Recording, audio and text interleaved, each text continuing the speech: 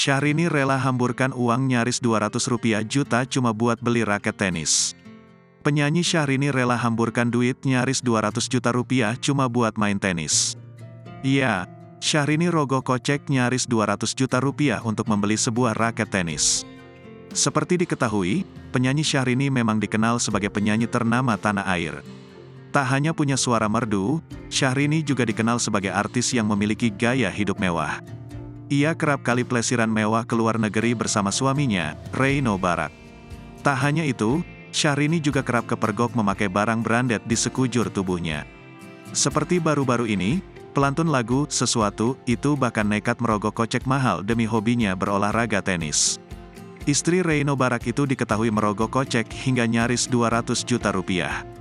Hal itu diketahui dari unggahan di akun Instagram @fashionsyahrini2 pada Sabtu, tanggal 24 Februari tahun 2023.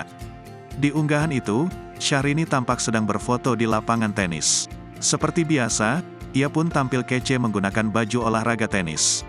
Syahrini diketahui menggunakan busana dan rok serta topi ungu. Tak hanya itu, ia juga memakai sepatu putih seraya memakai kacamata ungu.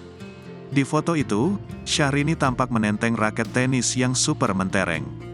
Siapa sangka, raket itu rupanya berasal dari brand mewah yakni brand Chanel. Raket itu memiliki hiasan ala logo Chanel warna putih.